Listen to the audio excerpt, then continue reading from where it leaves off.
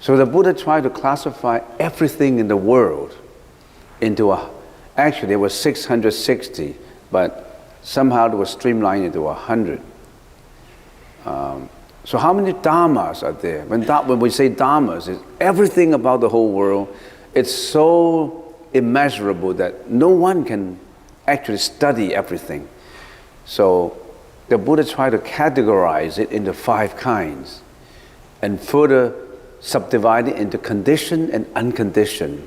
Everything in the world that we can see, we can feel, we can touch, we can listen are conditioned.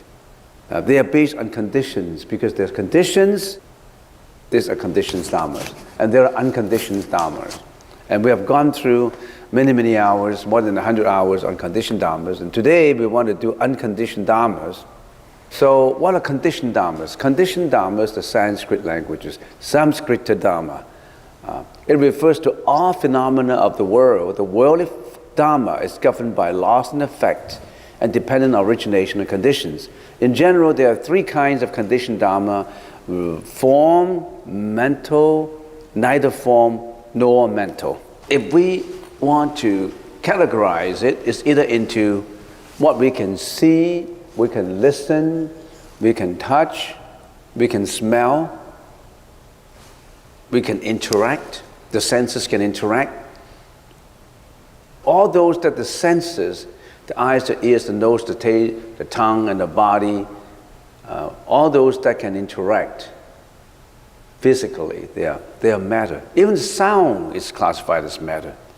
Sound is a frequency. You can see sound because our eyes are not capable of seeing sound. But it's a kind of frequency that's matter. And you remember human senses are quite limited.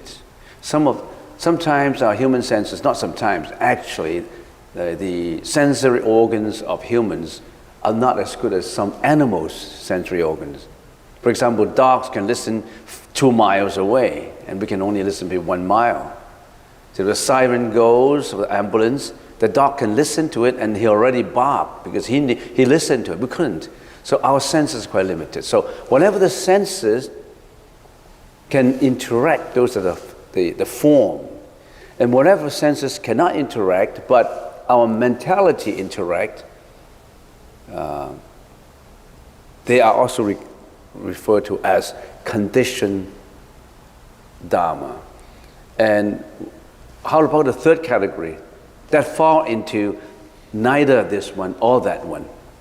That includes all inclusive. That's a logical way of categorizing it. Is this A, B, neither A nor B. That includes everything in the world. If you study symbolic logic, you will know that that's the way you do an argument. All right, next. The 3 great characteristics we want to get into unconditioned dharma, so we have to study the 3 great characteristics of the whole world. It's either phenomena, noumenon, or functionality. Phenomena, we know, everything that appears, all things, a thing that is knowable by senses through interactions between the mind and external attributes. That things we can see, we can listen, we can touch, we can smell, all these are appearances, phenomena. Everything is phenomena.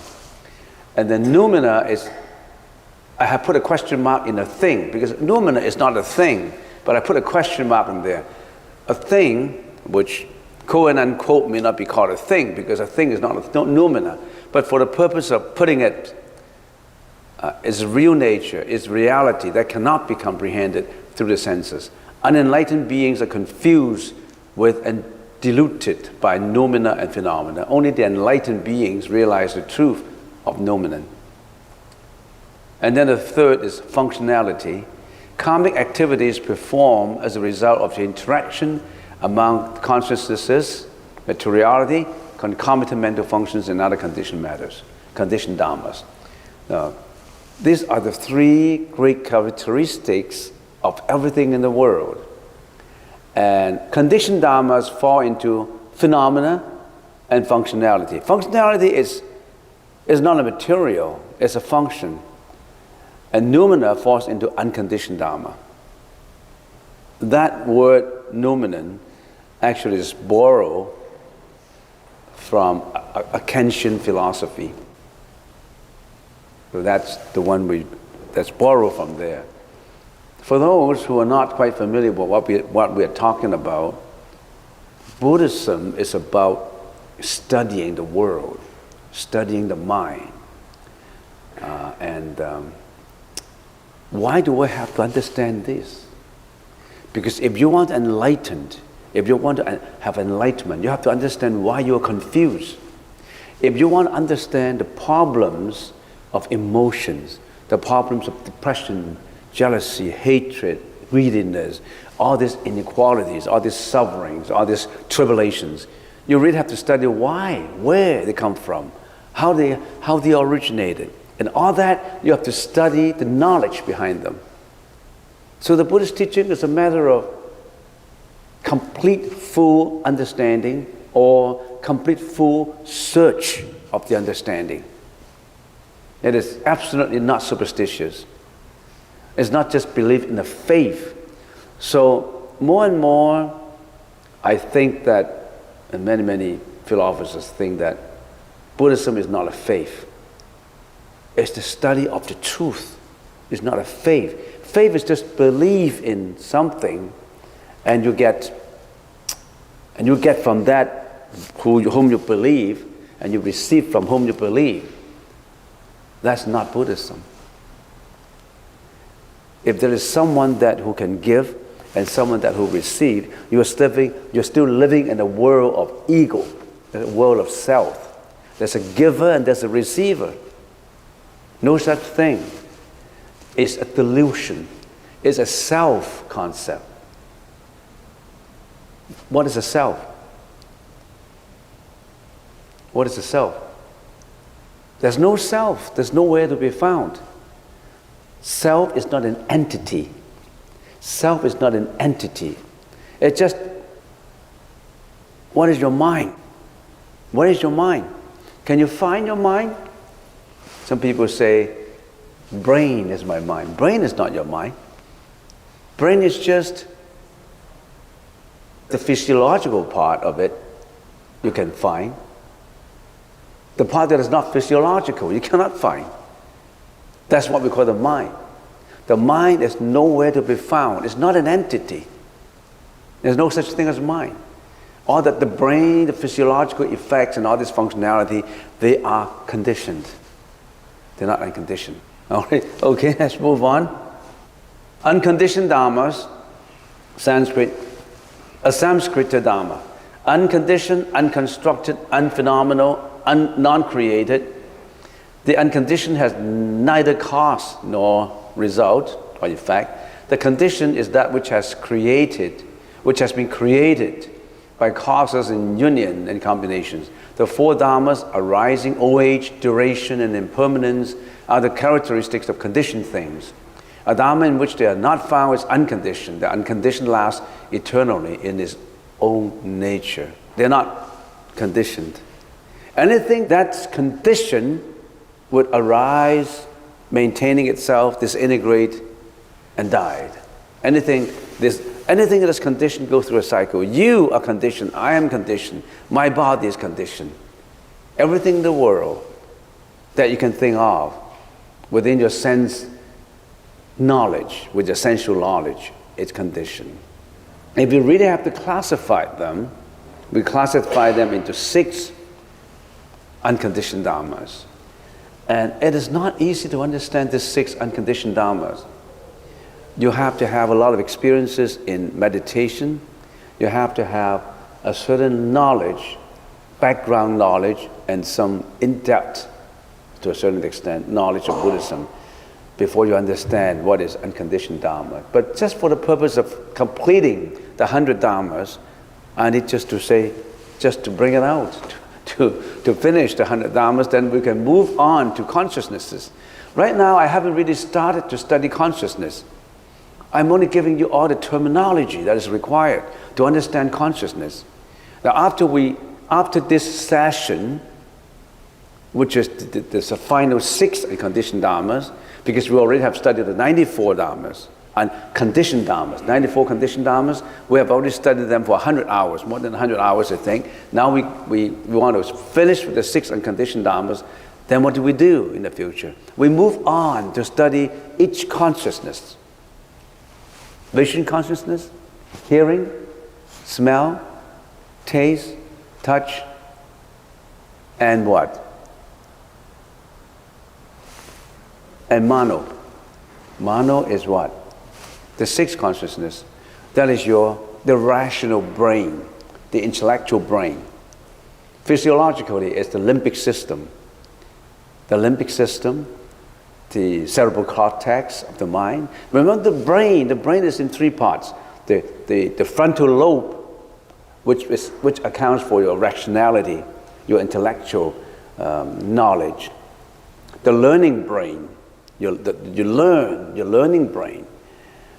And in your learning brain, of course, there's a regulator of your emotions, which is the prefrontal lobe. And all the memory, all the rationalization, decision-making, planning, all in the cerebral cortex as far as the material side is concerned. Of course, there's a lot of immateriality in the brain, which is the mind that we cannot see. That's the learning brain. Other than the learning brain, everybody has an emotional brain.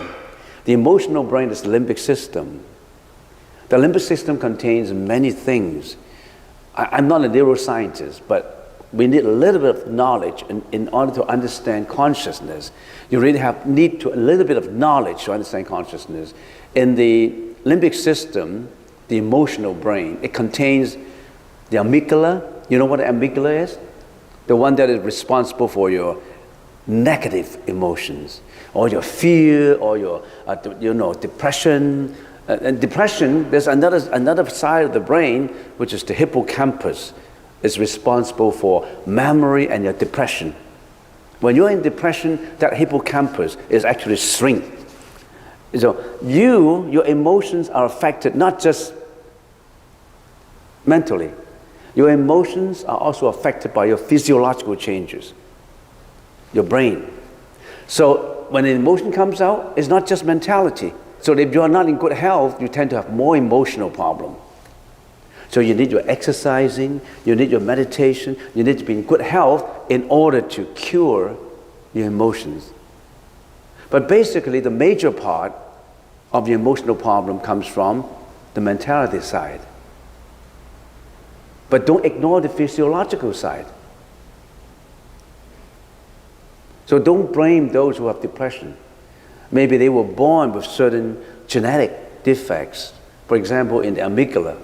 Some amygdala are more sensitive than the others, and some hippocampus are more, emotional than the others.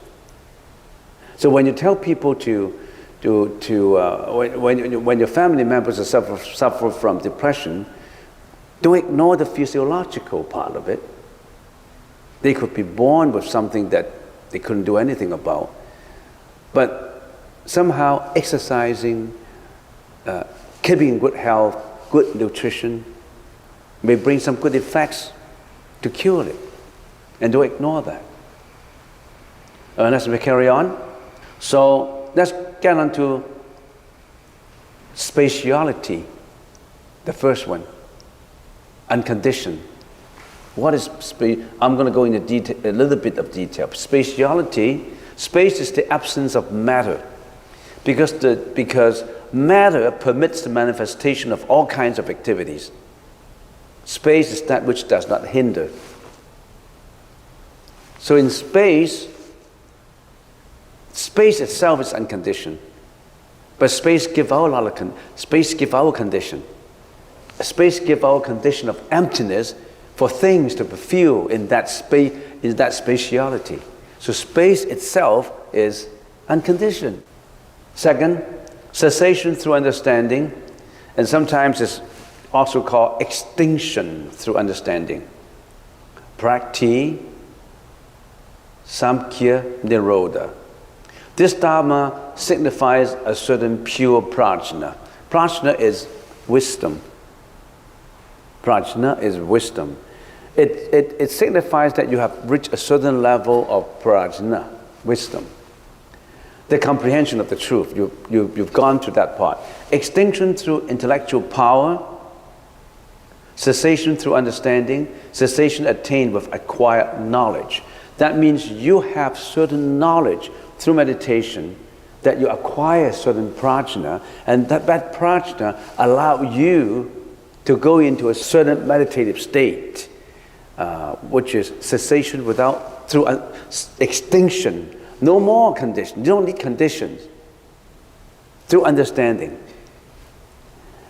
And some meditators would say, oh, are these the very high level that I will be achieving in the future if I continue to meditate for years? And when I get to that level, when I get to extinction through understanding, if I meditate and after I got this extinction through understanding, will I become enlightened? Is it a level that I should reach? Like a university level, like first year, second year, third year, fourth year, and then I get my BA and then MA and then my PhD and then postdoc. Is that what I want to do? This is just a state in which the meditator reached that state, and when he got out of the meditation, he lost it. It's just a state. It's just at that level. If he can maintain that state eternally, that is something else. That is almost close to enlightenment. So in other words, when you are meditation, one day you really have the physiological part of the body is in good shape, and the mentality of the meditation is in good shape, and you're meditating. And you reach a certain intellectual level that you feel a certain kind of bliss and peace that like you never have experienced before. Suddenly you are filled with that, I wouldn't say it's joy, it's a kind of bliss that is beyond description. It beats all kinds of words. You don't know how to describe it. It could be this. You won't exchange that kind of bliss for hundreds and hundreds of millions of dollars. You won't exchange for that kind of money, because that bliss comes up in you like you never have experienced before.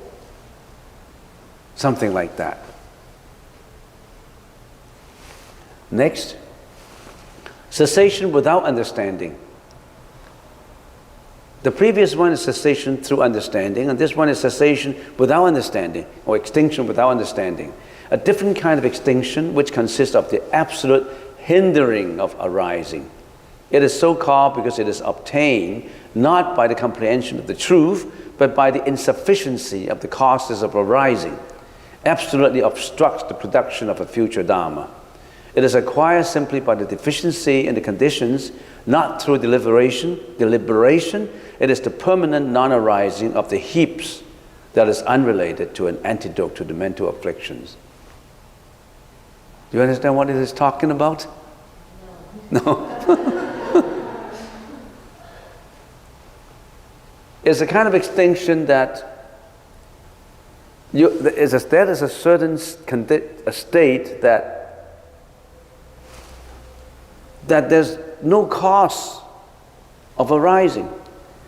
Conditions are not fulfilled. There's no condition fulfilled that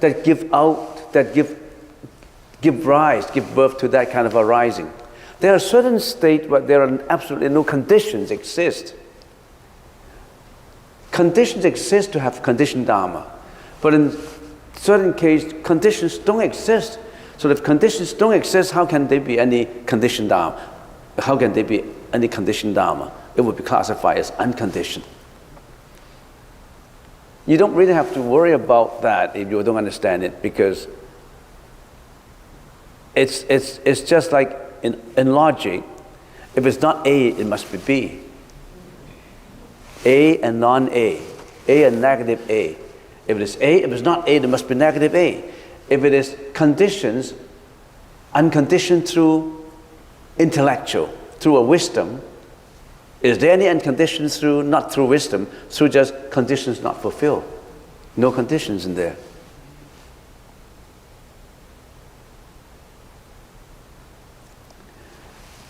If there's a state that through my wisdom, I don't create any conditions, I'm just giving the example, then there's no conditions.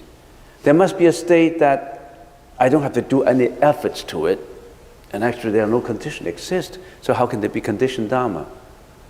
It must be unconditioned. Take a course in logic, you know that would help. I remember when I was at school studying symbolic logic, I didn't know what it was talking about. I still remember before the exam, I read one chapter, and that chapter only contained about 2-3 pages. I spent 5 hours. I like plow every word, I still don't understand. But anyway, don't worry about it. There are things that are unconditioned. Motionless cessation. This is the 4th dhyana of Rupa Dhatu Samadhi. At this level, the meditative practitioner, feelings of suffering and happiness cease. So the one who is meditating, suffering and happiness disappear, no more, become motionless. That is why it is called motionless extinction. This is actually at the 4th dhyana of Rupa Dhatu Samadhi. Remember there's 3 levels, the Kama Dhatu, Rupa Dhatu, and Arupa Dhatu. This is the Rupa Dhatu Samadhi, the 4th, the highest level of Rupa Dhatu Samadhi. That's number 4. Number 5, cessation of sensation and feeling. Previously, it's just extinction of suffering, of the feelings of suffering and happiness. This is extinction of the sensation and feeling. This is the Arupa Dhatu Samadhi. At this level, the meditation practitioner's sensation and feelings cease. There's no one to realize whether it is conditioned or unconditioned. Whether it is conditioned or conditioned, the consciousness has to know it in order to know that it is conditioned or unconditioned. There's no consciousness to know it. A cessation of the meditator's sensation and feeling. And some novice to meditation would say, "Oh, poor, I don't have any sensation, I don't have any feelings, so I must be dead. It must be bad for me. If I don't have any sensation, I don't have any feeling, it must be bad for me." And let me tell you this, it's your sensation and your feeling that got you into trouble. It's your sensation of lust. It's your feeling of greediness. It's your sensation of jealousy. Your feeling of anger that got you into trouble. Now that's gone. But we always think it in a topsy-turvy way. We want sensation. We want love. We want lust. We want greediness. That's what you want. When you have those, you're involved in suffering. In the future, you're involved in tribulation. Comes from the suffering. And the way I look at it, and the way many people look at it, is we're getting into a world where mental sickness is getting worse and worse. You know why? Because of mass communications or advances in technology of the medium. Telephone, internet, website, WhatsApp, email, you name it, all those communications. Previously, because of lack of advancement in this kind of communication, it seems that we are very remote from each other. We are apart from each other. I still remember 30 years ago when I came to Canada, when I called back home, I had to use a telegram. I had to go to a telegraphic office and write out a telegram and send home. and I pay lots of money for a telegram, and I have to shorten my sentences to make sure that I convey all my information within a very short, paragraph, and I have to pay some money. Then I can do long distance, and I've got to pay money. And so it seems that telecommunications has narrowed the gap of distance, have made everything closer and closer and closer and closer. But then telecommunication bring us closer and closer. But then it seems that family members are more apart and apart and apart from each other. Why? Because what they cared about is playing games. What they cared about is burying themselves in computers. They never talk to each other. At home, what do they do? Even on dinner table, what do the kids do? They bring out the games and, hey, come on, John, eat your dinner. Oh, don't bother me. Telecommunications bring everybody closer, it seems to be, but then you distance everybody. So there's always pros and cons. Advances in medicine cure a lot of diseases, but then our mental diseases are becoming worse and worse. A lot of strange sickness come out. So I don't know if human civilization is improving the advance in human civilizations is improving our welfare or deteriorate our welfare. I don't want to see a third world war. But we don't know. People like to say, I love this world, it's so happy. Maybe you live in the better side of the world. Have you seen all those poverty on the other side of the parts of the world? I'm not talking about this. I'm only talking about this, so I better return to the right track.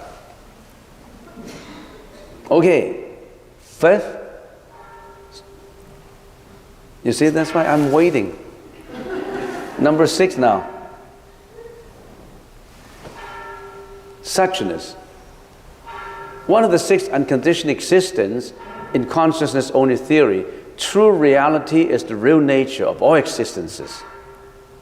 Yet, suchness is called an unconditioned existence due to the notion that even the awakened wisdom of the Buddha is in itself not really true reality, since the wisdom of enlightenment is classified as a conditioned existence. Even enlightenment, the wisdom, enlightenment is conditioned. When you are enlightened, that enlightenment is still conditioned. Is that, I don't know how you call it, is that which you step into that level that is unconditioned. You have to use condition to get into the unconditioned. You have to use that ladder to climb. To climb to that, we don't know how to call it, that invisibility, that enlightenment. You use the ladder. You still have to use the condition to get into unconditioned. So don't blame your senses. Don't get me wrong. Don't blame your own senses that you are greedy, you are angry, you are jealousy, you are depressive. Don't blame those senses. You can turn those senses inside and use them for tools of enlightenment. It's like fire.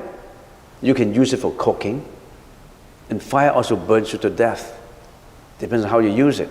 Use your senses in meditation to gear inward to get enlightenment. Don't use your senses to extend your lust, your greediness, your jealousy, your hatred, your rage. Which one you want? Which one you want to use your senses? It's up to you. Not up to God. How to use your senses is up to you, not up to God. There's no such thing as God. You have that God. So, I finished all 100 Dhammas. Next time we're talking about consciousness. And we will start with the eyes consciousness.